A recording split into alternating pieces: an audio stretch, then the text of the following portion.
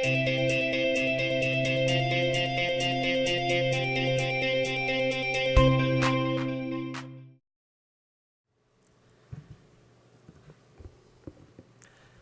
저희 기독법률과에서 한국교회의 형제자매들과 함께 나누고 싶은 말씀은 한국교회의 사회적 실패에 대한 회개와 이를 극복하기 위한 한국교회 평신도들의 시대적 책임에 관한 저희들의 각오의 메시지입니다.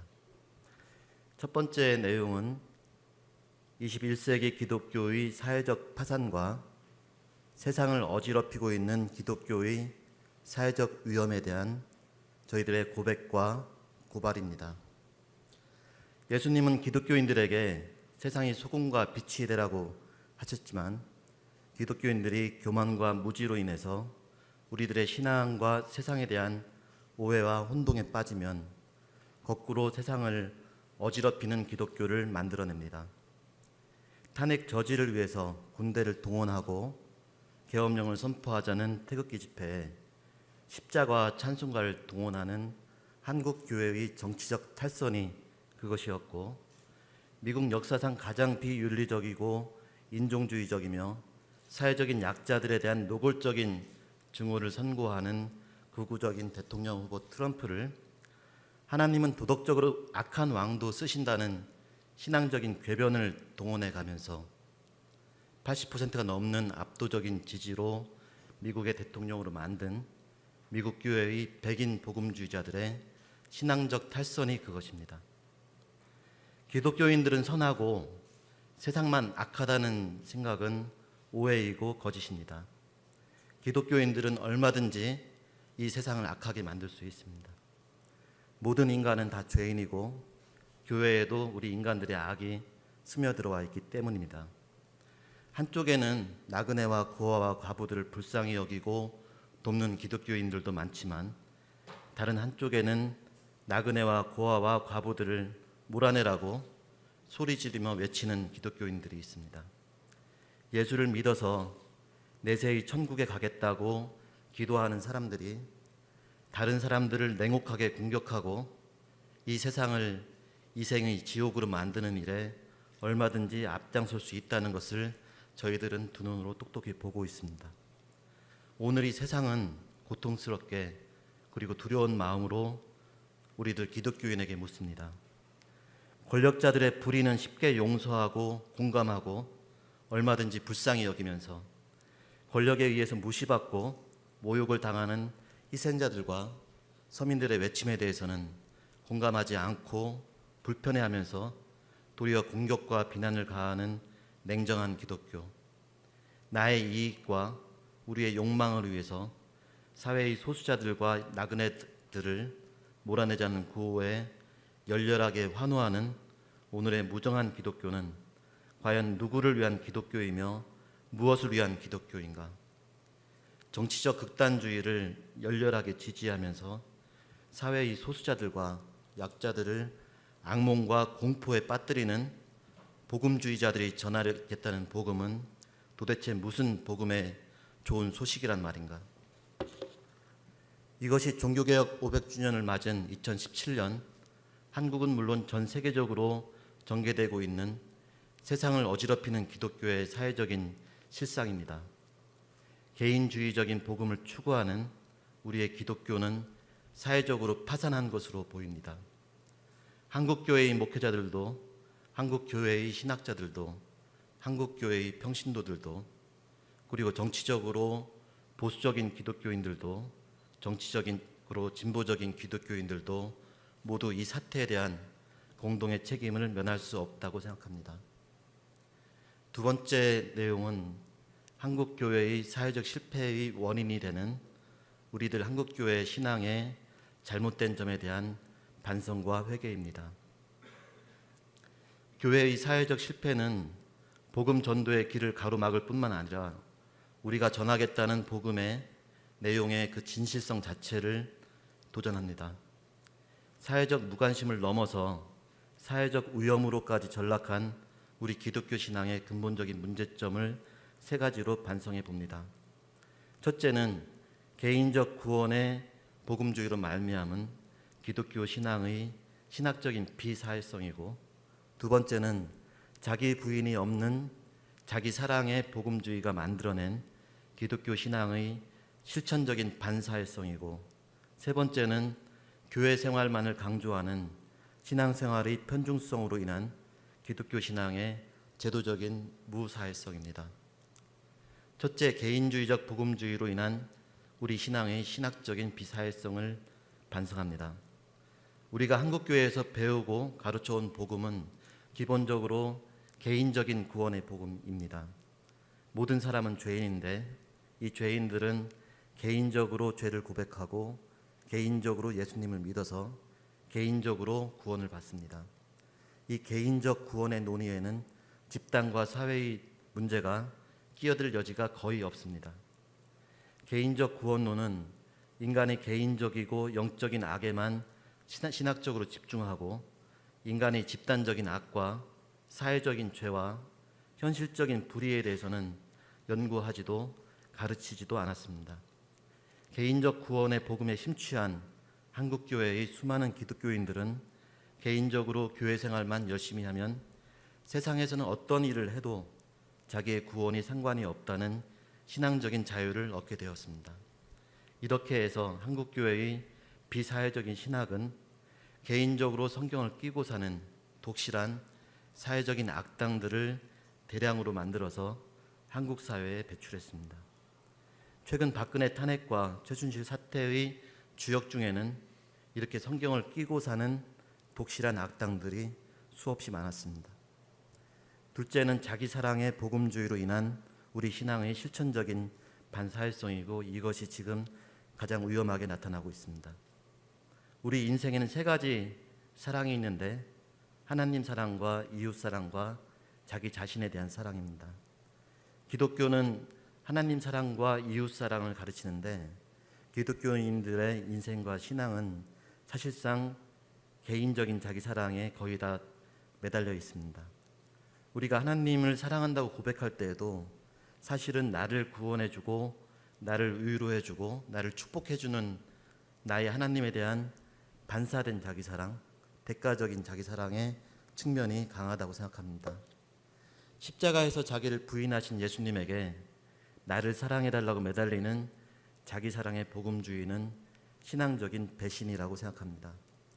자기 사랑의 축복과 자기 사랑의 위로에 취해서 자기 부인의 긴장을 망각한 자기 사랑의 기독교는 신앙의 이름으로 세상의 악을 만들어냅니다. 자기 사랑의 기독교가 개인적인 차원으로 전개되면 개인적인 자기 사랑의 성공주의, 성장주의, 개인적인 기복주의 신앙으로 나타나지만, 자기 사랑의 기독교가 집단적인 차원으로 전개되면 집단적 자기 사랑의 양상인 국가주의 우상숭배, 반공주의 우상숭배, 인종주의 우상숭배의 극렬한 사회 정치적 폭력성과 결합됩니다. 현재 21세기 세계는 자기 사랑의 복음주의로 자기 사랑의 집단적 이기주의와 영적이고 정치적인 동맹관계를 형성한 반사회적 기독교의 사회적 공격성에 경악을 하고 있습니다. 셋째로, 교회 생활에 편중된 신앙생활로 인한 우리 신앙의 제도적인 무사회성입니다. 기독교인의 인생과 신앙에는 교회와 사회라는 두 개의 공간이 있습니다. 하나님의 복음은 교회에서도 활동하고 사회에서도 활동을 해야 합니다. 그러나 개인 구원과 복음 전도를 강조해온 한국교회는 사람들을 교회로 모아서 교회 일을 하게 하는 교회 중심의 신앙생활만 가르치고, 사람들은 교회 밖에서 직장과 가정과 국가에서 씨름하는 사회적 신앙생활을 배우지 못해왔습니다. 그 결과 한국교회의 독실하고 경건한 신자들은 교회라는 우물에 갇혀서 우물 밖의 세상과 사회를 신앙적으로 바라보지 못하는 신앙적인 우물안 개구리가 되었습니다. 결국 평신도를 깨워서 교회 일만 열심히 시키는 한국교회 신앙활동의 제도적인 무사회성은 사회를 모르는 기독교를 만들어내고, 개인적으로 경건의 모양은 있지만 사회적으로 경건의 능력은 없는 무기력한 또 악한 기독교인들을 만들어냈다고 생각합니다. 마지막으로 세 번째 내용은 한국교회 평신도들의 시대적인 책임, 즉 우리 한국교회 평신도들이 21세기 기독교 개혁의 실천적인 주체로 나서야 되고 또 나설 수 있다는 가능성과 각오에 대한 말씀입니다. 한국교회가 교회의 사회적 실패를 극복하기 위해서는 신앙의 주체, 신앙적 지식, 신앙의 내용, 그 다음에 신앙의 제도라는 네 가지 방면에서 진지하고 실질적인 개혁과 변화를 만들어내야 한다고 생각합니다. 첫째는 신앙의 주체에 관한 개혁입니다. 목회자들만 애를 쓰고 평신도들은 구경만 하는 극장식 기독교는 이제 끝이 나야 합니다. 교회에서 신앙의 관중 노릇만 하던 한국교회의 평신도들이 스스로 세상의 운동장에서 신앙의 선수 역할로 나가야 됩니다. 한국교회의 신앙 현실 속에서는 사회를 담당한 평신도들의 과도한 신앙적인 수동성과 교회를 담당하는 목회자들의 과도한 신앙적 능동성이 한국교회의 사회적 실패를 더욱 심화시키고 500년 전 루터가 주장했던 만인 제사장주의의 실현을 가로막았다고 생각합니다. 이제 하나님의 일과 목회자의 일과 평신도의 일에 대한 우리들의 생각이 바뀌어야 합니다. 교회에서 평신도를 훈련시킨 목회자들은 훈련된 평신도를 계속 교회의 신앙 일꾼으로 붙잡으려고 하지 말고 사회의 신앙 일꾼으로 나가도록 풀어주어야 합니다. 훈련된 평신도들은 계속 교회에서 신앙의 교회 일에 보조 역할만 할 생각을 하지 말고 자기가 놓여 있고 자기가 담당하는 세상에서 사회적 신앙 일을 책임지는 신앙의 주인공 역할을 할 작정과 각오를 해야 합니다. 사회에서의 신앙 일이 무엇인지, 구체적으로 무엇을 해야 하고 어떻게 해야 하는지에 대해서는 목회자들과 대등한 또는 그 이상의 신앙적인 책임감을 가지는 평신도들이 대거 나서서 그 내용을 스스로 찾아내야 한다고 생각합니다. 둘째는 신앙적 지식의 변화입니다.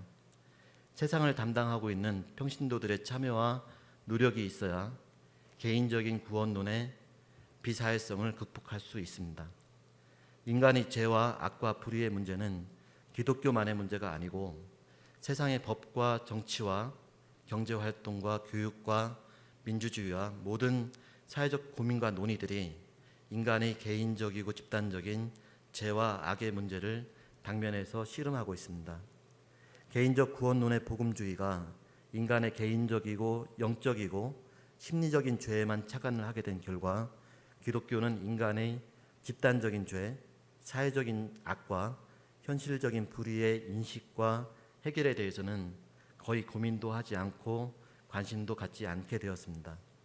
그 결과 인간의 죄와 악에 대한 처절한 인식을 신앙의 출발점으로 강조하는 기독교가 결국에는 인간의 죄와 악에 가장 무감각하고 가장 무관심한 종교가 되어버린 비극적인 역설이 발생했습니다.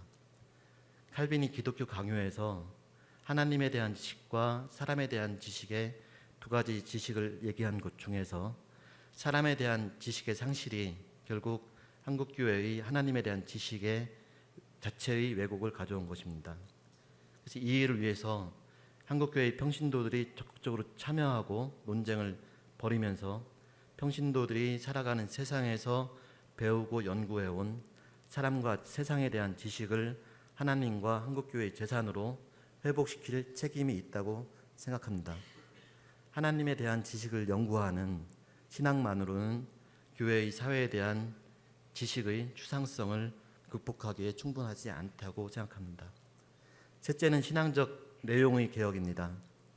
자기 사랑에 빠진 신앙이 아니고 자기 사랑과 자기 부인의 긴장 속에 놓인 신앙, 이웃 사랑과 정의감만을 강조하는 것이 아니라 인간의 불의와 정의감 사이의 긴장 속에서 이상주의적 지향과 인간의 현실주의적 한계를 함께 파악하고 소화하는 기독교 신앙의 내용을 탐구해야 합니다. 정치적으로 진보적인 기독교인들만의 노력으로는 소수의 예언자적 목소리 역할은 하겠지만 한국교회 전반의 개혁을 이루어내기에는 부족하다고 생각합니다. 신앙 실천의 개혁은 보수적인 기독교인, 중도적인 기독교인, 진보적인 기독교인 모두가 참여할 수 있도록 그 신앙적 문제의식의 폭과 신앙 실천의 조망이 넓어져야 합니다.